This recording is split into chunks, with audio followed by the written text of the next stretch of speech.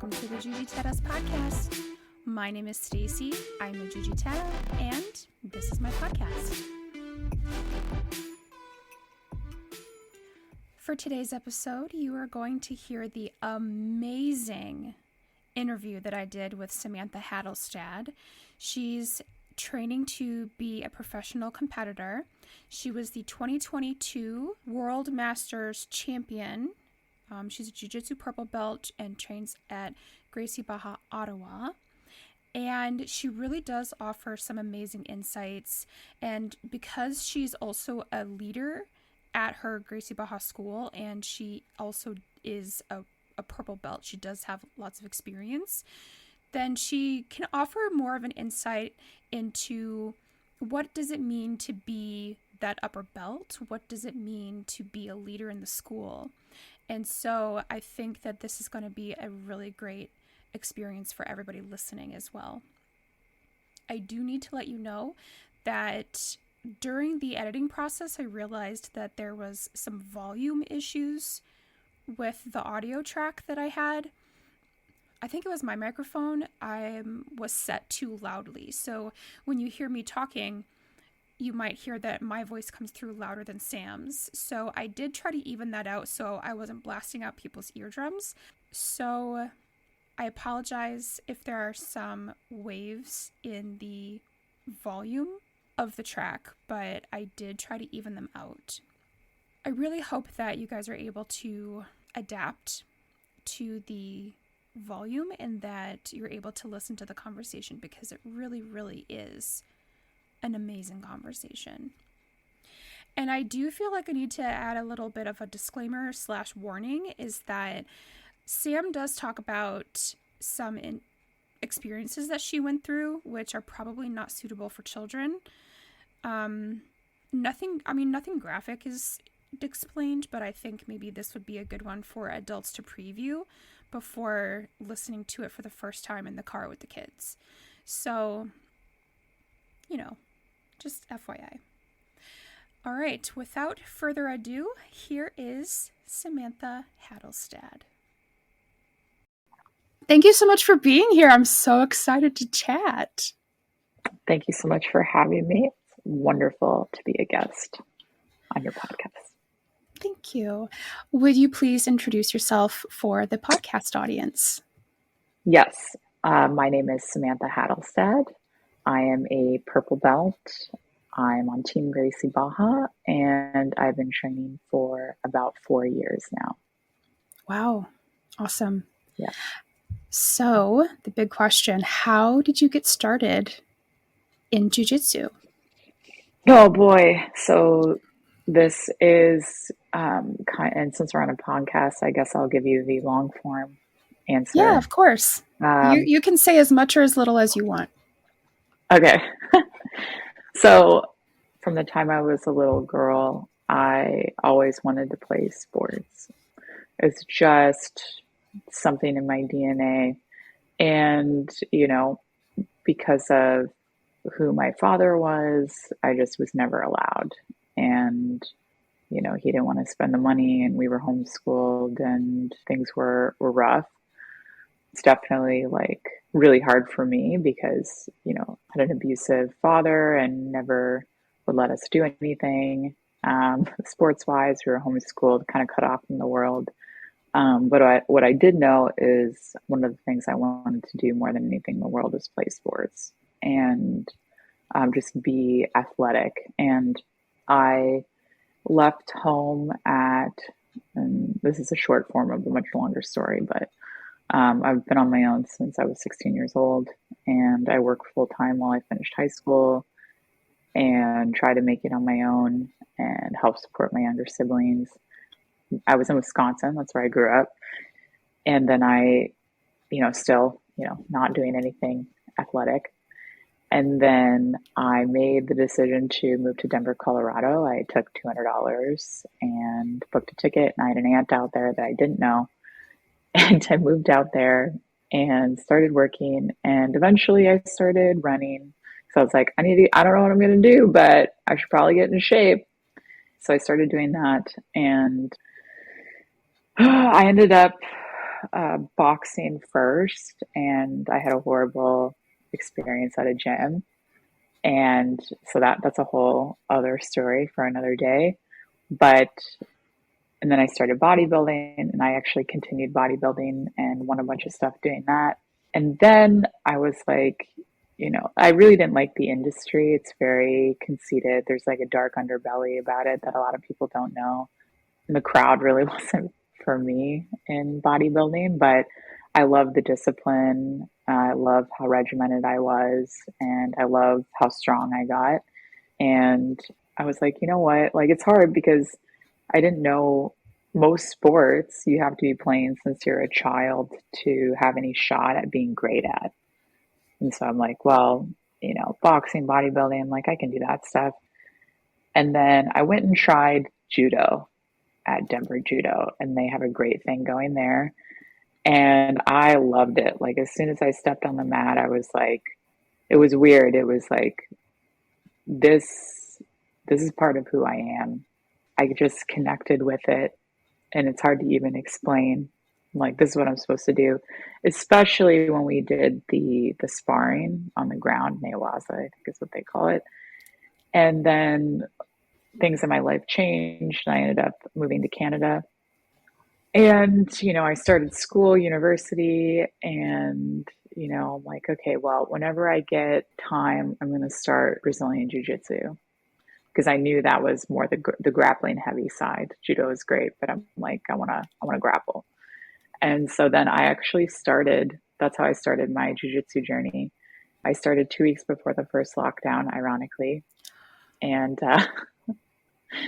and part of the reason I started judo, like when I tried in Denver before I moved, was I've had a lot of trauma at the hands of men. We all have like a default fight, flight, or freeze, and mine was always freeze. And that's not like who I am as a person, but it's not something that was my default. So I needed to find a way to train that. And so then I started jujitsu, and obviously I like loved it. I'm like, this is what I'm supposed to do. Yeah. So I was like, wow, I've never felt so connected to anything ever, where it just like clicked. And and I think part of it is it's so intellectually stimulating as well as physically stimulating because Yes. it's an ocean. You Mm-hmm. can make it what you want. You can become an expert in certain techniques, and there's always a counter to someone else's technique. It's just like physical chess, and I love that. And I trained my, so I started 2 weeks before the first lockdown at like not a great gym, and but it was the one closest to me where I lived at the time. And the lockdown happened, and then I trained underground with like 6 other dudes. We would just meet 4 days a week, 4 or 5 days a week, and roll for an hour and a half. So I wasn't really getting any technique, and I was just getting my ass handed to me Mm. every day. And the other smallest person next to me probably had, I think, 30 pounds on me, but everybody else was like 50 to 80 pounds.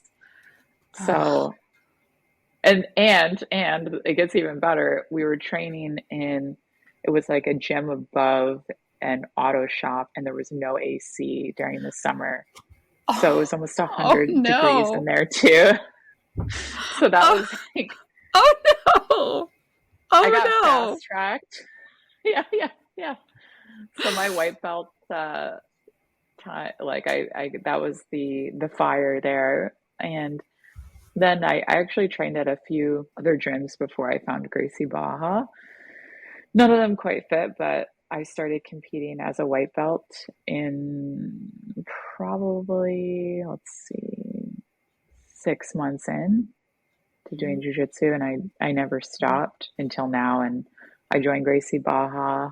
Obviously, met my partner through Gracie Baja, which is great. But I actually got my blue belt right before I got my blue belt, mostly training underground, which is hilarious. But I joined Gracie Baja and then trained my ass off. competed. And luckily, like my partner is an owner of one of the gyms, and we were able to bring a lot. He was training as well, but he was able to bring a lot of cool people in for us to train with in our camp, because we ended up going to Masters Worlds last year, and I ended up winning the open weight for a blue belt. So that was cool. Congratulations. That's amazing. Thank you. Thank you. Thank you. So, yeah, the goal is to do it again next year at Purple. Hopefully, I'm going to try adult. I normally compete in adult. Masters was actually the first time that I competed at Masters, but they were all my age. So, you know, all like 30. So it wasn't a big deal. But yeah, it was super tough, and fight camp was tough, but I did it. And so that's like kind of how I started training, but also like what a little bit of what happened after. So. Yeah, that's great. I mean, your story, certain aspects of your story, unfortunately, are common among a lot of women. Yeah. And I think also the having to sort of train yourself out of the freeze reaction. I also pre-jiu-jitsu, I would freeze, you know, and now I fight. Yeah, me too. Now I'm ready. Oh my gosh. Sorry, I just got reminded of an incident from like 3 years ago that my professor still teases me about now. It's library guy. So Professor Carlos listens to this. He'll know exactly what I'm talking about. Anyway, not to get too off track, but unfortunately, that particular type of experience is common with a lot of women. Yep. And I think that experience either kind of pushes them to learn self-defense like it did for you. But I think for a lot of women, it sort of kind of makes them shrink away from trying something like this. Yeah, because it's so intimidating. And I think part of the reason I had already become really strong from bodybuilding and all the weight training I was doing, so I'd built a little bit of confidence before I started jiu-jitsu and like what my physical capabilities were. And I'm not tooting my own horn here, but like I'm a freak strong, and that helps a lot, especially when you're rolling with men, you know. But it also hurts me too, in a way that I'll talk about in a second. But it's super intimidating. It's mostly men when you start. So, you know, just because of who I am, I'm so stubborn and determined. I was like, I can't care about that. And I've had many occasions where I've had panic attacks on the mat and had to leave, and like, because of people that I was training with and positions that I was in. So it's like, it hasn't been easy at all. And there's lots of times where it's like, I don't know if I can do this. I don't know if I can do this. But it like forced me to work through it in a way. You know, like I've rolled with people at other gyms that like were not like my friend or close training partner, who I knew didn't like rolling with such a strong woman or whatever, just had an ego. And I'm like, okay, this sucks, but they're not trying to kill me and I'm okay. But it takes a long time to like work through that. And I just like, obviously growing up, I always wanted to be a professional athlete and achieve great things in a sport. And so obviously that's like a pillar of why I do jiu-jitsu, because it's going to serve that purpose. But the other pillar for me is empowering women to do jiu-jitsu and like find their power, because we're so much stronger than we think we are, than society tells us we are. Like we're always told like we can't compete with guys, and we're not as strong, and we're not as athletic, and we're not this and we're not that. And there's this expectation for us to be like happy-go-lucky and always accommodating and never pushing back on anything. And, you know, that's a problem. And I think one of my goals is to make a space for women in my community, but I would love to, like, the next part of my journey be a teacher of women. Like I would love to make female black belts someday. And I would love to, you know, make a program for women that have gone through some of the things that I've gone through. And realistically, like any woman, as you know, that comes in to train has gone through something like that. Like the severity is a scale, but especially if they're there, they're like, I see like a purpose for knowing how to do this stuff. Yeah. So that's such a something that's so close to my heart because it's so hard. Like it's just so hard. And through the process of like learning to defend yourself and learning jujitsu, especially in the environment of a gym that's mostly, well, most sports are male dominated, but jujitsu Well, yeah. especially. I mean, jujitsu in particular, hence this podcast, trying to get more women, Yeah, you know? yeah. It's tough. It's tough. So any like at my gym, I do women's only open mats for the women at Gracie Boggs. We have 4 schools in our area. So I Mm. throw one and make it more kind of structured. And then I started a WhatsApp group for the team because for any woman in any program, like in our schools, just for a place for us to talk, because I also find there's like a clickiness problem. Like, oh, I don't Facebook, I don't have Yeah. Instagram, and people like start these group chats. And I'm like, that's not fair. Hmm. Like, if you're on the Yeah. team, you should have access to like the community. So I try to do that. But it's just being that face, like if I see somebody that's new or an intro, I'll be like, hey, how are you? Like, thanks I for do that coming. too. Why did Yeah. you? Yeah, yeah. Yeah. How do you like jujitsu? How did you hear about jujitsu? Like, I'm a female. Like, it's okay. You know? Yeah. Yeah. Yeah. I mean, I guess a different kind of point is that we, as the higher belts, like the more experienced, Hmm. it's our duty and our Yeah, responsibility to nurture those who are coming after us, you for know? sure. And Yeah, yeah. absolutely. And so I Yeah, have to wonder absolutely. if some of the white belts also, if they walk into a class, and the women in particular too, but I'm just kind of talking white belts in general, like if especially when they're Yeah, brand new and they walk into a class and they see people with like purple belts, brown belts, that kind of thing. yeah, I have to imagine they might be a little intimidated to approach those people. yeah. So Oh, that's also 100%. part of why we need to be approaching them and be like, "Hey, come here. Welcome. Yeah. Yeah, Especially welcome." me, like I have social anxiety as it is, and like any new environment, especially martial arts, like we're comfortable now because we understand the protocol. We understand what to do when you get on the mat. We understand how to tie your belt. We understand like Exactly. what you do and what you don't do. But they don't. Exactly. And I literally made a so, podcast episode about that. It's like, what do you do yeah, when I you saw go that. in? But yeah, I no, saw that. anyway. It's a lot of it's overwhelming, and just to have somebody like, and I'm going to try to encourage us more, just go up to the new people and just talk to them, especially the upper belts, because like if you can make that a culture in your school, I feel like that's huge because Definitely. that they'll stay then. Because on my first day, like first of all, nobody tried to beat me up, and second of all, people came and talked to me. So Exactly. yeah, that's Exactly. huge. And Yep. I think I the culture as well is a very important part of jujitsu. And I mhm. think I've sprinkled in talking about this here and there, but I really Yeah. appreciate that you brought that up because you also have been in different gyms that had different Mhm. cultures. Yeah. And so you've seen, the nurturing culture that we strive for at Gracie Baja, but then also Yeah. you've seen other Yeah. the other cultures that are being allowed in different Yeah. places and how Yeah. that It's affects people. interesting. Two of the gyms I were at definitely, I mean, I don't want to say it was negative, but Yeah. there were like too many negatives for me. Like it didn't fit with what Hmm. I wanted for the team I wanted to be a part of.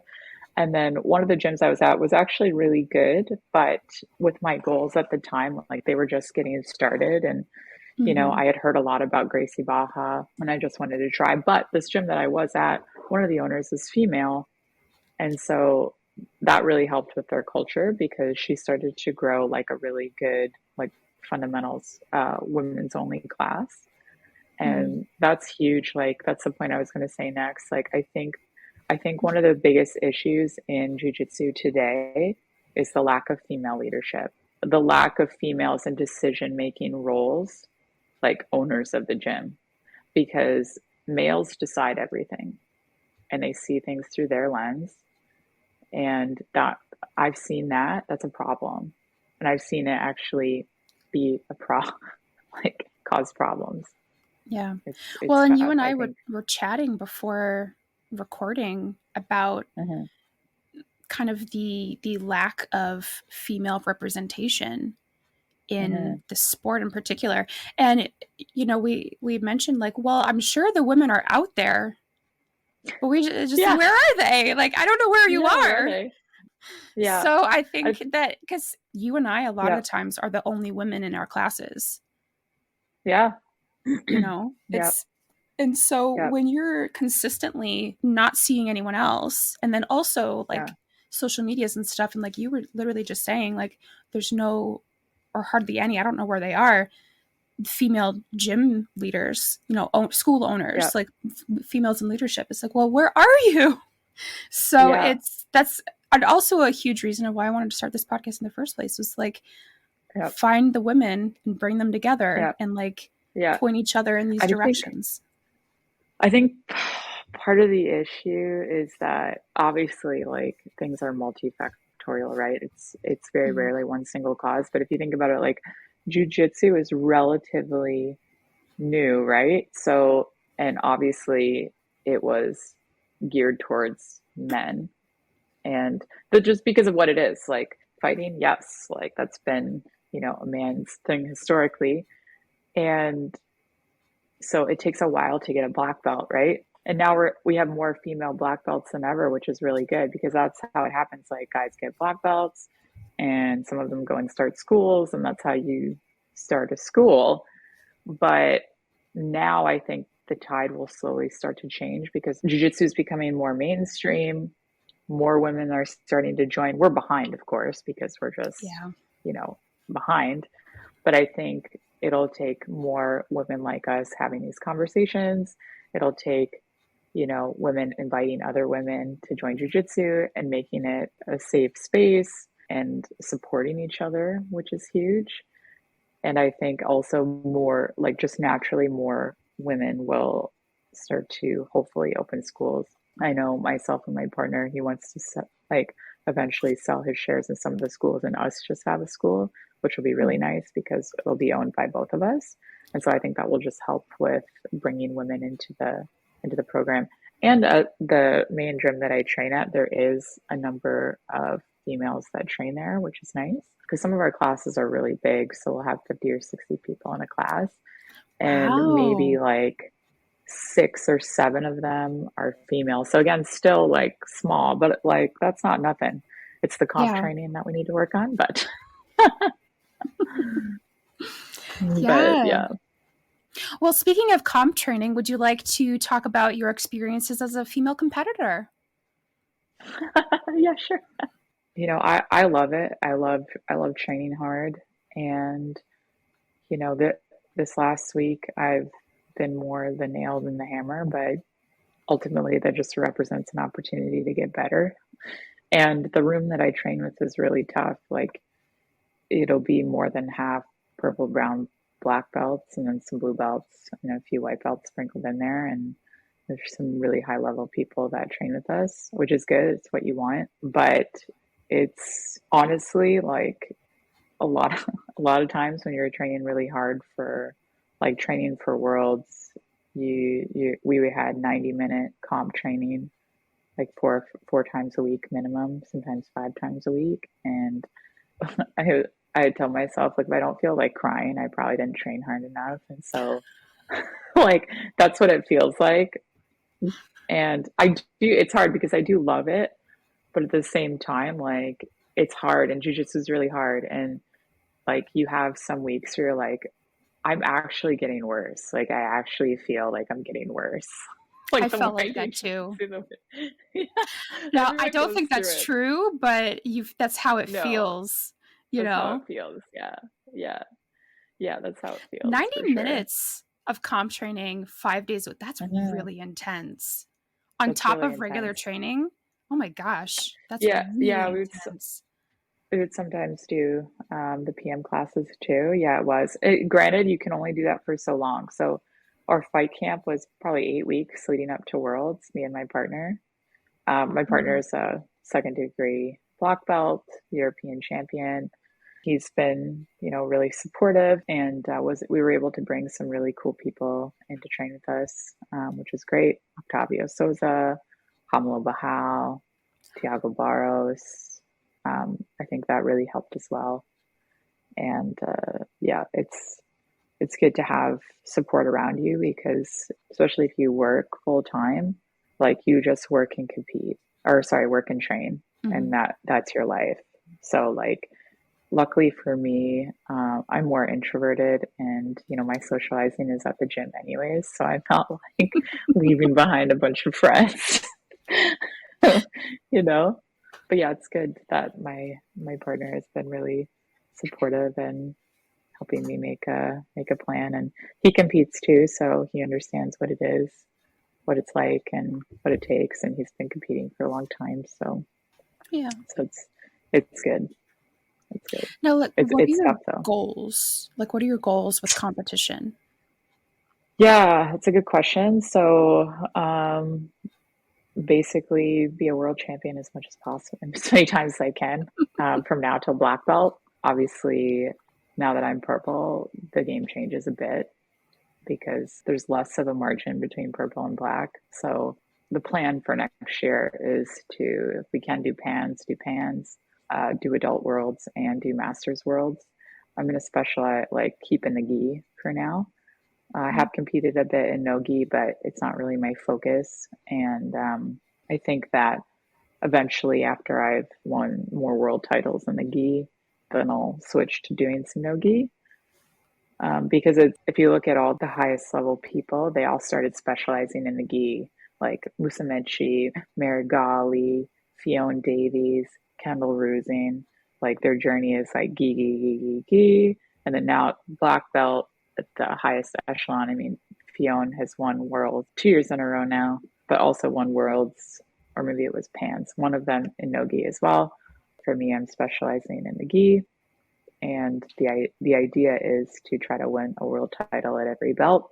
And I might make a run at ADCC once I get to black belt too. I don't really know yet. I haven't thought that far, but because I do love nogi, but my partner thinks it's better I focus on the gi right now, and I do too, because that's the gi is superior in my opinion because of the fact that you can be a specialist in a gi and then transition to no gi and still mess people up.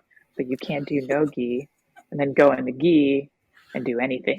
So It's different. I mean, it is a different game. You it's have to different. do things differently. It's yeah. I mean, anybody Yeah. who's ever trained gi and no gi, like you know what we're talking about. Yeah. Yeah, for Yeah, sure. For sure. those are some Yeah. really big goals. Were you Yeah. wanting to become like a professional competitor full time? Yeah, I would love that. I would love that.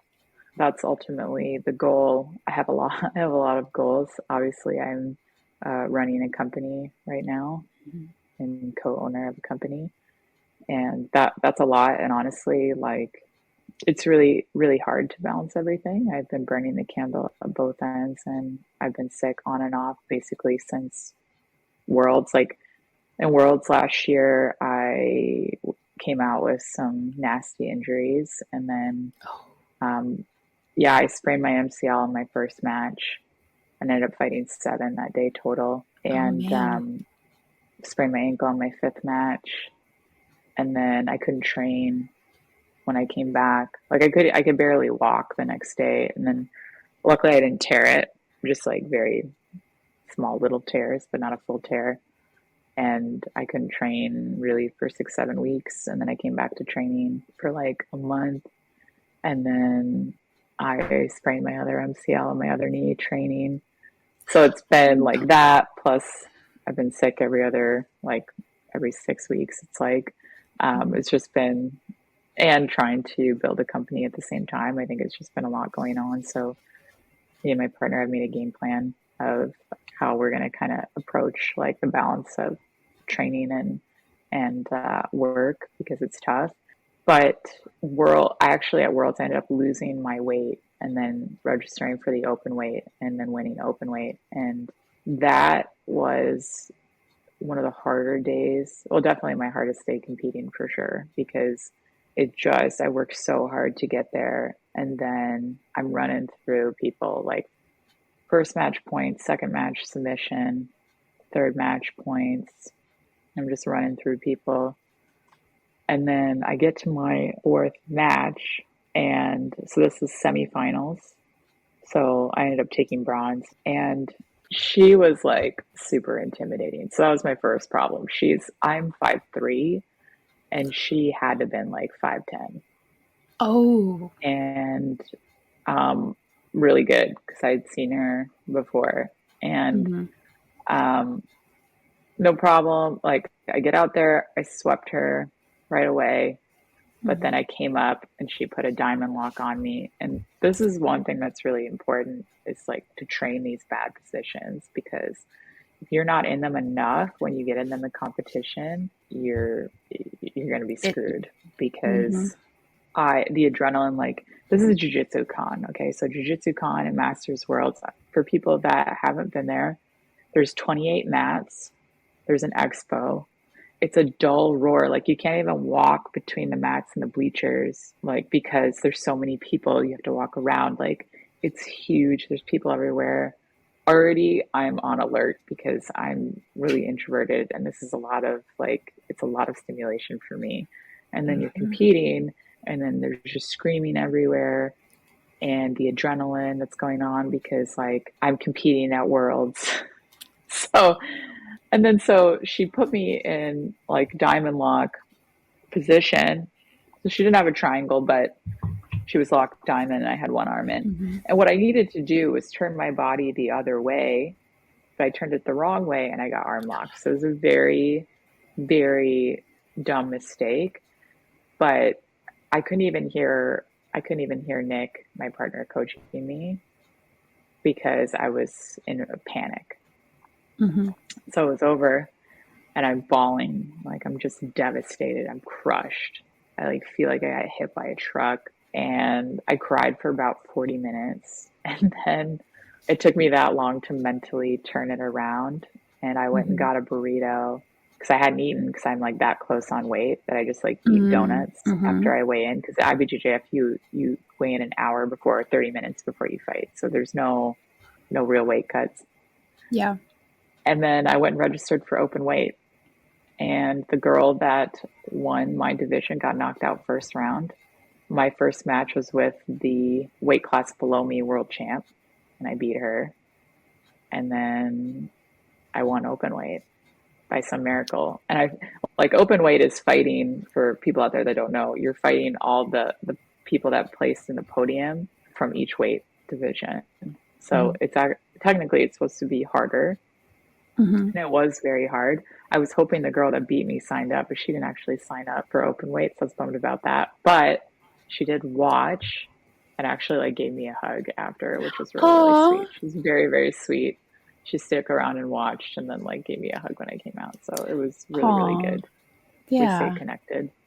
Well, But and I think that's something that we can appreciate. We can appreciate good skill yeah, in each other. Like we yeah, don't have to yeah. be enemies No, necessarily. You know what I mean? Like, I mean, obviously yeah, when you're facing off against each other, it's like, well, yeah, I want to win, but like you're not necessarily my enemy. I can appreciate when you're no, good, no. you I think know? you need to have gratitude for anybody that is willing to put it on the line and come out and compete, especially women. Like guys, everyone's out there competing, but women, it's like not a ton of women train in the first place, and then those that go and compete are even fewer.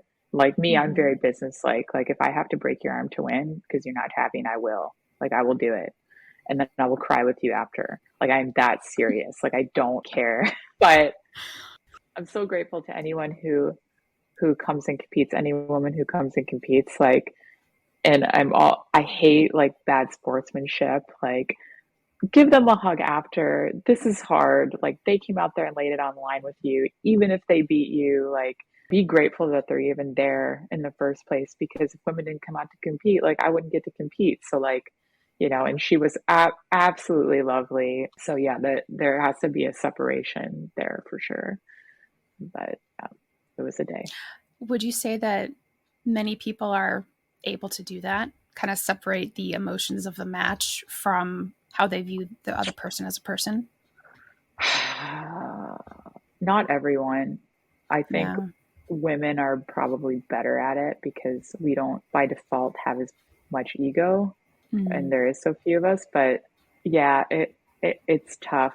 Like after I lost, I hugged her and I was like crying. I'm like, that was so good. And I was so sad. Like, good job. Like, I wasn't mad at her. I was mad at myself because ultimately, like, there's no reason to be mad at your opponent because it wasn't your opponent that beat you. She didn't beat me. I beat me. You know, Mm. I didn't do what I needed to do to win. At the end of the day, that's my fault. Right. Well, but you So, learned though, right? Isn't that's what we yeah. say? That's what we tell that's what we tell everybody Yeah. who competes, and especially the kids. It's like you win or you learn. It's like, You well, learn. Yeah. not gonna do that next time, you know? Yeah. 100%. 100%. Um, I will say, like, I haven't competed and I've fought quite a few matches. I haven't competed against anyone that was like rude to me Oh, good. afterwards. Yeah. Yeah. That's Everyone, you know. encouraging to hear. Yeah. Yeah. Because Yeah. I feel like because I know you said earlier about like social media and stuff, but like sometimes I think that the drama just gets hyped up.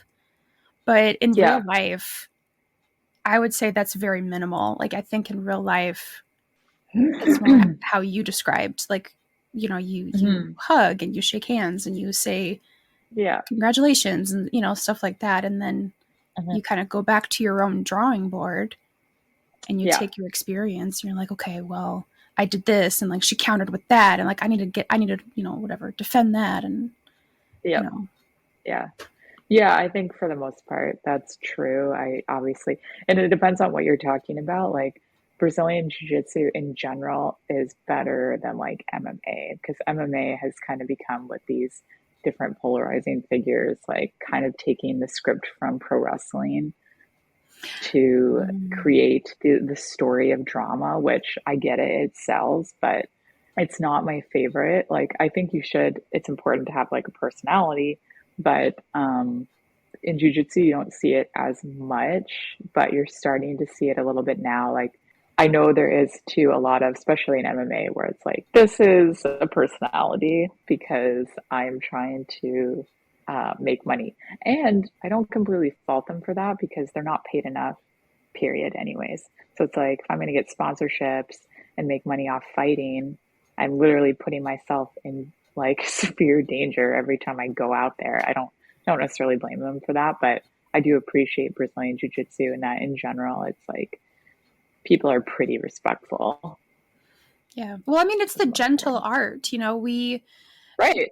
yeah, I mean Gracie Baja, like we keep saying all the time, like jujitsu for life. We need to For preserve not just everyone. ourselves but our training partners as well, so we Yeah. can keep training because that's at the end of the Right. day that's what we all love. We want to train, and Yeah. so I think that also really helps too, is having that mentality of, Yep. well, not only do I need to go to work on Monday, but I also want to keep Yeah. training 10 years from now, Yep. you know Yep. For sure. For sure. I think that's important and something that when I was like a white belt and even a little bit into blue, I was kind of a turbine. I took everyone in and I spat them out. And I wasn't even, I wasn't being malicious or even competitive. It was just like, I think because of where I started in jujitsu, I was always like fighting for my life, Mm-hmm. basically. And I think I just kept that intensity. But now that especially when you build more skill, it's like Mm-hmm. I roll differently with white belts than I do with, you know, blue belts or purple belts or whatever. If you're super new, I'm only going to do certain things, or I'm going to work on a new part of my game, and I'm not going to tap you every 30 seconds because I can. And I Yeah. think something that what I've seen that we need to have empathy for men and women, because actually this comes out more negatively with like white belt males, is that this is a very sympathetic nervous system inducing sport. And luckily, Gracie Ball has like rules, like you can't live train until you have a stripe on your belt and you've been to 10 classes, but a lot of gyms don't. So they Mm-hmm. just let people spar right away, which is not a good idea. But anyways, even when they've had their 10 classes and they start sparring, especially because they're men, they're like, well, anybody, but also it doesn't help because they're men like, oh, I'm fighting, like I need to fight and I'm Mm-hmm. just gonna like Mm-hmm. go crazy because I don't know what else to do. And we, Exactly. Yep. we get mad at them because we're like, oh, they're just like trying to go ham and go crazy, but it's like they actually don't know what else to do. And I try to Exactly. communicate that.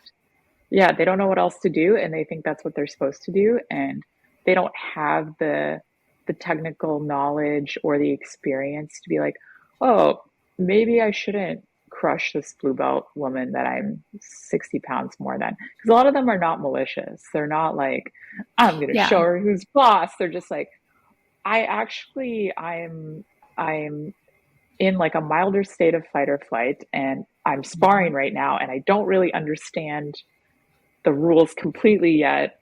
Mm-hmm. And so I try to explain that like we just gotta help them along. And Exactly. 1,000,000%. I couldn't yeah, agree anymore with that because I've seen it too. And I remember being a white belt and when I finally had like a couple of stripes, I was sparring with people and I felt constantly just smashed and stuff. I was like, I don't know what to do. And then I would have people, ask me, it's like, well, why aren't you like defending? And I had to like look them in the face. It was like, I literally don't know what to do. I What do you want actually me to don't know do? it. I literally don't know. I was like, I know like one technique from guard and like one technique from side control, and that's it. I was like, what do you want from Yeah, me? You know? yeah. And then I So think what happens is yeah. when you have the guys who get the white belt guys, they get their ass handed to them by the upper belts, and then so they go with someone their own skill level or like a smaller woman, and they're like, now's the time. Yeah, it's like they want revenge. They want Yeah, to kind of get the feeling of power back. They want that kind of like you said, like ego. They want to stroke their well, they ego did it again and to be me, like, so now I'm going to do it to yeah, them. exactly. The kind of negative pay it forward type of deal. Like, well, it happened to me Yeah, just now, so I'm gonna make sure it happens to you. Which yeah, that's a whole yeah. different podcast episode. I don't understand the mentality necessarily, but yeah, But you it's kind and of that's like, I kind of get it, and it's no, I like know, but I'll like give you an as example. a upper belt, I mean, it's like you gotta help calm them Yes, down. yeah. I've had like different incidents with. I've had to have conversations with men and women about their intensity while rolling with certain people, or like making certain offhanded comments and stuff like that. Like it's just not cool. But there's one incident, and like I'm somewhat of a mat enforcer, but I try to do it in a way that is not. Well, I'll just explain the story. So there's a blue belt lady who's a mom, and she's, you know, like everybody's mom. She's like 85 pounds soaking wet. Oh my gosh. So Yep. tough. The strongest small person I've ever rolled with. It's like unbelievable. She's insane. She's amazing. And there was this white belt guy, probably 150, 60 pounds. And I think it was like King of the Hill or something. She comes up to me, he's like, yeah, he put his like knee in my throat. And I'm just like, whoa, that's not cool. And I'm like, who is That's it? not jujitsu. Like we don't do that. Yeah. And it was probably somewhat of an accident, but it's like, you don't use knee on belly for someone like that. I'm sorry. If you're that much bigger, like I'm not doing that. I'm not gonna like even me, and I weigh less than that guy. I'm not gonna do that to Jamie because she's my Hmm. training partner and I like her. Doesn't mean I can't submit her, whatever, but it's like I'm just not gonna do that. Yeah. And so I go and I'm like, hey man, do you have next round for me? And he's like, yeah. I think he like knew something was up. And I do a round with him and I didn't do anything mean, but I submitted him 3 or 4 times in 5 minutes. And Hmm. I was like, afterwards, I'm like, listen, man, like I empathize with you. I know being a white belt is really tough. but we need to really pay attention to who we're rolling with and the techniques we're using with these people. And he's like, well, do you have any like specific examples? I'm like, yes. When you're rolling with the smallest person in the gym, especially the smallest woman in the gym, like we can't, who's you have 60, 70 pounds on, we're not going to do knee on belly. We're not going to like put pressure on her throat. I'm like, I get it. I don't think you meant it. I don't think you're malicious. I think you're great, but we just can't be doing that. Like that's Mhm. not what we're about here. Yeah. And then, I thought it Well, went I really mean, well. did he change his behavior though? I think so. I think so. I haven't seen him a ton, but again, we train in different classes, but I haven't had Yeah. any complaints, so Well, I'm but I gonna mean, assume yes. to your point with having to be the mat enforcer, like that has to happen. Somebody in Somebody has to charge, tell him. somebody with experience, somebody Yep. in the leadership position has to Yeah. do that. Because Yeah. if you don't, that's how you create this like out of control type of environment and this culture Yep. of like me against them instead of the two of us working together. Yeah. Yeah. And I think it's important to have females that can do that because Hmm. it was like, listen, buddy, like it's not because you're a guy that you could put the beat down on her, you Hmm. know? Like I'm about to show you that you're a white belt for a reason and you just need to be better. Like a woman can beat you up and ultimately it's not about that, but it's like, hey man, like you don't just get to do that because they're smaller and they're a woman, Yeah. you know? I've had similar conversations with beginners that I've trained with as well. And, I'll tell them, like, depending on the circumstance, of course, but some of the things I've told them, I Mhm. was like, mostly it's like, you just need to calm down. Just Yeah. control your breathing. Cause like some of these Yeah. guys, they get so like they're so hyped, they're so on adrenaline. They're just like, oh my gosh, Yeah. like I'm doing a And I don't match, blame them. you know? Well, Yeah. yeah, no, I because don't I blame was them. like that too. I remember using way Yeah. too much strength the first time I sparred. I literally had to stop in the Yeah. middle of the sparring session, and I literally was like, "I'm so tired," and my Yeah. Yeah. coach was like, "That's because you're using way too much strength," and I'm like, "I don't know what that means, and I don't know how to control it." I know. Obviously, I like find I I'll like learned over make, time, but it's so but it hard. Like takes you time. don't understand. It does take time, Yeah. And I you find know. what I'll do is I'll like break it up.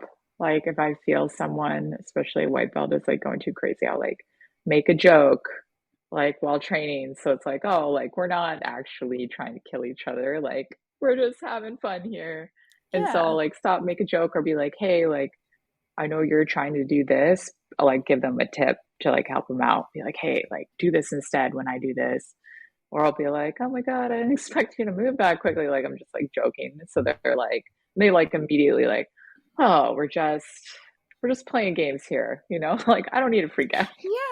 yeah, exactly. Like there have been a couple people where I've actually had to say, after I tell them to control their breathing, I was like, well, I've noticed you're breathing like really hard, so just control your breathing. Yeah. And then I've had to ask a couple people, like, I'm not trying to hurt you. Like, I'm not going to hurt you. Yeah. Are you trying to hurt me? And they're like, no. And I'm like, okay, yeah, that's Look, okay. Like, we're just here. We're just here, we're just practicing having fun, techniques and man. stuff. Like, we're just having fun, We're you just know. chilling. Yeah, we're just chilling. Like it's no big deal, it's no big deal. It's like it's you can relax.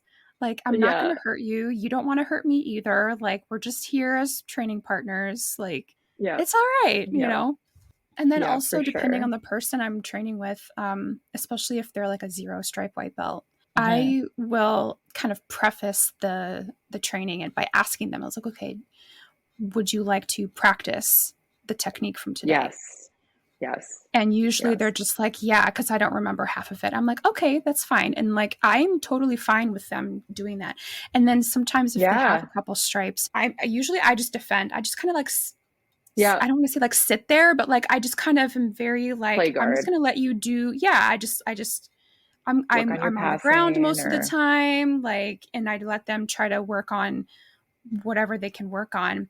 And sometimes if I Mhm. can see in their face, they're just like the I don't know what to do look. Yeah. And I'll I'm ask them, like, it's like, well, how oh, about so yeah, so here we're in this position. what can you do from here? And they're like, I don't know. And I'm like, and then so usually, I can tell them Yeah. something to do, or sometimes depending on the person, I'll ask them like Socratic questions to get them to think it through, but Yeah. it's like, but like we can pause, you know what I mean? Like we can pause what we're Yep. doing to give them Yeah. time to kind of think about what they're actually doing. It's, 100%. it helps 100%. develop their body awareness too. And bringing it back to the culture, it helps the culture of the school because you want to encourage friendship between, like, Yeah. jujitsu is really intimate. Like, for example, if I go Collaboration. to, yeah, don't make it weird. Like, if we travel, because me and my partner will travel sometimes for work, like we'll teach an instructor's course to a different gym that's like not Gracie Baja or Mm, whatever. Once I get on the mat, because usually my partner will teach a jujitsu seminar as well. So we'll do mm, that at night. And the next day we'll like teach a instructor's course for the instructors of that school. And I will get on the mat. As soon as I get on the mat, I go around to each person and I introduce myself like, hey, how's it going? My name's Sam. What's your name? And I try to do that like at my gym as well. Say hi to everybody. Like if there's a new person, introduce myself because this is very intimate. Like, let's not make it weird. Like, if I'm going to fight you, like, I should at least know your name and probably something about you, preferably. mm. Yeah. So, Yeah. yeah, it really helps, like, just get people more comfortable. And then I think that alone is what will prevent like injuries due to people going too hard or being crazy or Yeah, and whatever. that's also something where we always have top of mind is try. I mean, you can't prevent every injury, but you No. want to at least prevent as many as you can. You Yep. know, Yep. Ed- Yep. For sure. education. Educate them, get them to like Yeah. realize sort of what they're doing, give them options Yeah. for what to do. Because I remember Yeah. that feeling very Yeah. clearly, like, Oh and yeah. from 7 years ago, being only like 4 to 6 months in, and being Hmm. very frustrated and Yeah. actually considering quitting. Obviously I didn't, Yeah. but it was, We all but it consider was, it. yeah, but it was I was only like 6 months in and I was just like, I suck at this. This is the worst. I don't understand this. I don't know what to do when I'm in these situations and stuff. But it's just, I mean, obviously now looking back, I'm just like, well, of course you didn't. Like, you've only been doing it for a few months. Like, but in the Yeah. moment, it's, being that white belt in the moment, you're just like, oh my God, like, Hmm. I don't know anything. Like, this is so, I can't do this kind of a thing. And it's just Yeah. having the people around you encouraging you. It's like, well, you know more than you think you do. And like, here, you can Yeah. be, some of the things can be a little more intuitive. You don't Yeah. have to necessarily do this exactly like that. You can, Yeah. whatever. And I think women kind of have the opposite problem when they start training that the guys do. The guys are just like, fight. And I think women by default are not like, I joke because I teach women's only once a week. I wish I had time to teach more because I really like, I'm not one of those competitors that's like me. Like, I love teaching. Like, I love teaching women. It's something I'm passionate about, women specifically, because I just love seeing that, like, the confidence that it builds and just the camaraderie too of just being in a group of just like just us and we're just training jujitsu. But I try to like I joke and be like, we need to make you a little meaner. um, and I don't really mean make them meaner, but Yeah, like we're not being mean to each other, but it's, yeah. yeah, No, I understand. they're too compliant or they're too like, I don't want to hurt them. And I'm like, sometimes you have to do things that in jujitsu that's good technique that is a little bit more on the rough side. And I also, one of the jokes is like, they'll drill a sweep and the person will just like fly over. And I'm like, don't be a floppy noodle person. Because Yeah, women are just like, yeah. so don't want to, I don't want to hurt you or like put my hand by your neck or, and I love it. It's great. Chokes are But I'm my like, hey, favorite. I'll put my hand by your neck. like, I love a good choke. I oh love a yes, good yes. choke. But I love that. And then like seeing them like build confidence in that, like, oh, Yes, I can do I this and I can do agree. that. Like Yeah. you and I, like same passion. I love it Yeah. too. I just, yeah. every Do you woman should teach? train jujitsu. You probably teach a little Um, bit. well, I assist sometimes. I with Okay, my nice. work schedule, I can't make every It's class. hard. Yeah, It yeah. is so hard. Yeah. So, but when I'm there, if they need an assistant, obviously Yep. I'm up for it. I was like, pick me. I could see that. You're so wholesome. Well, Like, that makes sense to thanks. me. You're welcome. You're welcome. Okay. I know we've talked a lot and Uh-huh. I've talked about a lot of different topics, but I have been kind of keeping track of themes. And so one of the themes I wanted to have you address kind of more specifically is sort of were some challenges you faced in your jiu-jitsu journey so far? And then conversely, Mm. what are some lessons you've learned along the way? Yeah, those are good questions. Challenges, I think. Oh man, there's quite a few. In jujitsu, I think the fact that it's male dominated has been hard because you have to teach them to respect you as like an athlete. And I think me being very like strong helped because I'm not an easy role. Quote unquote. Um, She did the air quotes. Podcast land Air can't see that, quotes, but she did the air quotes. but it's hard, right? Because like there has been times in my experience where I knew that like we started rolling, and I'm not speaking like at my school, like my home now, Mm-hmm. Gracie Baja. Like that's before I continue. Like I love Gracie Baja's values, and my partner does as well. And it's the place where I've had the most positive experience rolling with people. Period, because there's a good culture and it's not like hard training. Like I get my ass kicked, my butt kicked on a regular basis and have really hard rolls with guys, but I always feel safe with them. I always feel like you're my Mm-hmm. teammate. You're looking out for me. Like it's very rare that I've had. I can think of maybe one time where I was like, "Ooh, that wasn't cool." But like a Gracie Baja, almost never, because it's like jujitsu for everybody, and there's a strong Mm-hmm. culture in our team where it's like you take care of your training partner, and yeah. So I can't say enough about Gracie Baja. Like jujitsu for everyone, jujitsu for life. Me and my partner went and hung out with Master Carlos Jr. last year in Floripa. So shameless plug. We love Gracie Baja. Gracie Baja is awesome. One of the reasons that I'll probably be Gracie Baja for life because I love what they try to do in the morals and values of Gracie Baja. My partner does as well. Um, but anyways, so I've definitely started in my past experience prior to Gracie Baja, like I start rolling with you, you figure out that I'm strong, that's a problem for you. But I can feel like when their ego, so I'm like not only fighting them, but I'm also fighting their ego. And then they'll just like do everything they can to crush me. Yeah. And I've had panic attacks from this like experience. And it makes you want to quit. And it's really hard. And I think the other thing is like I'm a 135-pound woman. At my heaviest day, I'm 140. And the amount, like, I mostly fight people that are minimum 50 pounds heavier. Some days I'll get lucky, like the other day during comp training, it was a bunch of us smaller people, and I was like, woo! But just small people. But just the toll it takes on your body is really hard. I would Mm-hmm. say like, it's really hard, even when you start becoming. Some days I'm like, oh, I'm finally getting the hang of this, and the other days in jiu-jitsu, I'm like, I should just quit. Like, I'm not getting any better. But like, even when you have more skill, like being at purple belt, I'm just like, man, like it is hard being small, and that's how, honestly, like it's ultimately going to make me just that much better at jiu-jitsu because jiu-jitsu always wins if you're technically better. Like I, beat up people who are much bigger than me all the time, but like it's still a lot on my body. Like after Mm-hmm. comp training, I'm wrecked. Like I'm wrecked. Yeah, it So does take a toll. I mean, that's also why rest and recovery is so important. yeah, I'm not You great at know, that.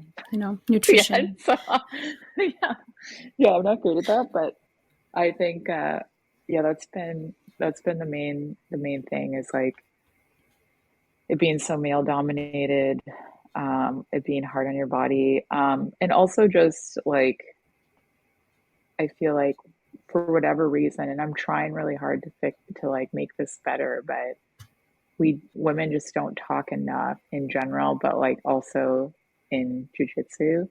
So I think that's been a challenge as well. It's getting a lot better. Like my gym, I think we're doing really good. We have like a good core group of women that train regularly, which is awesome. But like, yeah, it's just it's all over the board. But and challenges just you know training with the rest of your life, and like I have really lofty goals. I got one world championship under my belt, but it's Yay. like yay. But it honestly, I don't even really like it hasn't even really sunk in still. And it was like a year ago. I'm like, could I do that? I did that. No, but it's a lot. Like it always costs something. There's always costs Mm, associated with everything that you do, and just balancing that has yeah. been tough. The other part was things that I've learned. Uh, Yeah. Ultimately, I think the biggest one is it's really helped me come into who I really am. And I've learned that what I really am capable of, and it's really helped me overcome. Like, I'm in therapy. I'll be doing jiu-jitsu forever and probably therapy forever because I'm still working through traumas from my past. But from where I was when I started to where I am now is huge. And I credit jiu-jitsu a lot for that because it taught me, like, you know what? Like, no, you are a strong woman and you can defend yourself. And anywhere you go, you can feel safe. And it's like, I built that confidence. Like I hate to say this. I'm not trying to discriminate against blue belt guys. I'm really not. But like taking the souls of blue belt men is like partly what's fed my journey of healing. Blue belt specifically Oh, because they think they're generally better than they I would say are. maybe the early blue belts probably The once early they blue get more belts. experience. Yeah, once they get more Yeah. experience and they're kind of heading towards their purple belt, they start to realize like, Yes. maybe, Yes. Yes. but Yes. it's yeah, I mean, and it's a growing process for everyone. I feel like I was probably the same way when I was an early blue belt. For sure, for sure. We're just like, I'm way smaller than you, and you're not as good as you thought you were. But just being able to control that size of person, I guess, is really what it really boils down to. Because it's like every time I do that, I'm like, this is why it was so hard to work through, and why, there are a lot of reasons why I shouldn't have been able to stay in jujitsu. But and I struggled with like getting submitted and pressure at first because obviously the trauma, but it's like, oh, now I just died or I got hurt in real life. Like it's like, oh, they submitted me or controlled me and held me down. Well, that was just another experience, another I when you get submitted and you're underneath someone, especially a big guy, it's like, oh, now I died in real life. This is the streets, I would be dead or worse. So it took me a while to really work through that. And again, finally making it to Team Gracie Baja and having the great training partners and life partner that I do now has really helped that.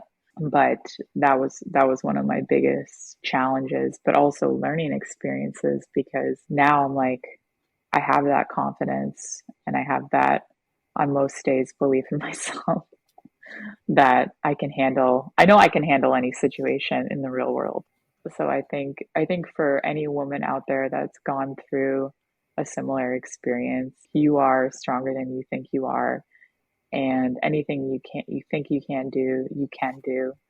And join jujitsu because it will change your life. Yes. Yes.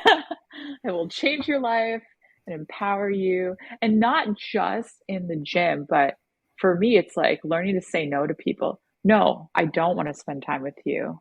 No, I don't agree with you. No, I'm not going to do that for you. Like maybe you're in an abusive relationship. Maybe like people are taking advantage of your time or whatever. It doesn't mean you have to be mean to them, but for me, it's like giving me the confidence to be like, actually, that's not something I want in my life. Actually, that's not something I have time to do. Actually, that's not something that I agree with.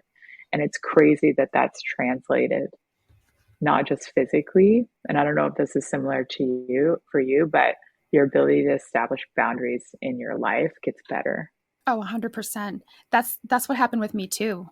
after training jujitsu, I started to become way more confident, self-confident, way more like self-assured. Yep.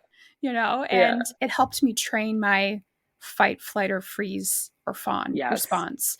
I used to freeze, and now I fight. So that's different as well. Like it just, and there's so many more things. Like that's a whole different podcast episode for a different time, but it really does change your life. It does. For real. It really does. I'm a huge advocate for it, and just get out there and do it. And obviously, like, it's a whole other podcast, like how to choose a gym and what the red flags are. I think you even did one on that. I have an episode about it. So check that out. But yeah, it's really, it's going to change your life. So sign up. And obviously we are big advocates for Gracie Baja. So definitely. We'll both plug that. Yes.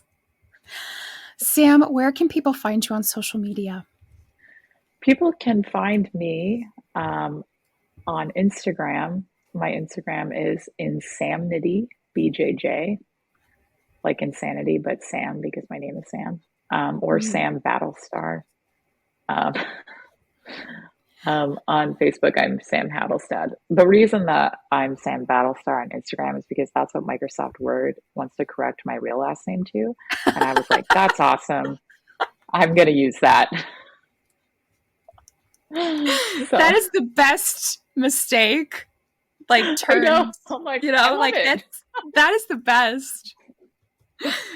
That is literally the best. Battlestar. I love it so much. Thank you so much for being here. This was a lot of fun. I had a great time. It was. Me too. Hopefully we'll do it again sometime. And definitely, I would love to. Folks out there, support Stacy. She's doing great work for women in the jiu-jitsu community, and let's all grow together. All right. I really hope you guys enjoyed that interview. I know I had so much fun talking to Sam. I honestly could have talked to her for another couple of hours.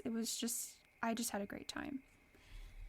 Now, before we go, I do want to let you know there's some stuff happening over on the Patreon, where for just $3 a month, you can have access to early ad-free episodes. You have access to polls, to behind-the-scenes videos. Purple Belts and Up have access to the Raw and Unedited series, which is where I post my interviews well in advance. Unedited, so you get everything, but then you also get the whole entire conversation and not just what I think is appropriate for the general public. You get everything. And I'm also doing a new series over on Patreon where I'm going to talk about some juicy stories from when I used to work in different industries. So you'll get that as a patron on Patreon. So if that is something that interests you, you can go over to patreon.com/JujiTatospodcast and check that out. If you kind of like that stuff, but you're just like, well, I don't really want to pay monthly for any of this stuff, that's not really my vibe, I do have a profile over on buymeacoffee.com where you can make like a one-time donation if that's something that you want to do.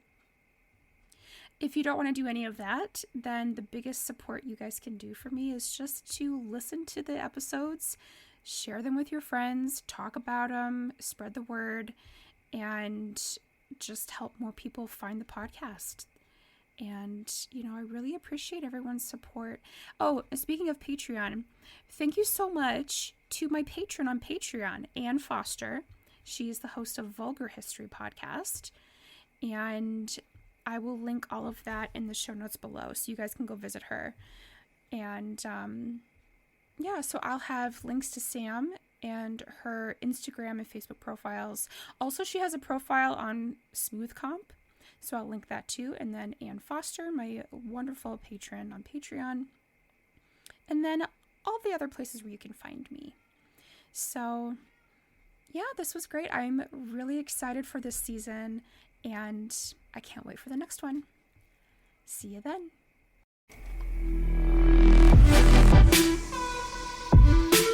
Thank you so much for listening. If you would like to connect with me while you wait for the next podcast episode, find me on Instagram at Jujiteras Podcast and at Jujitera. I'm also on Facebook at Jujiteras Podcast. You could also email me at jujiteraspodcast@gmail.com. If you would like to support me in this podcast, you can visit me on Patreon at Jujiteras Podcast, where you get early ad-free access to all episodes, plus some bonus content. You could also find me on buymeacoffee.com at Jujiteraspod. Thank you so much for listening. Remember to rate and review. See you next time.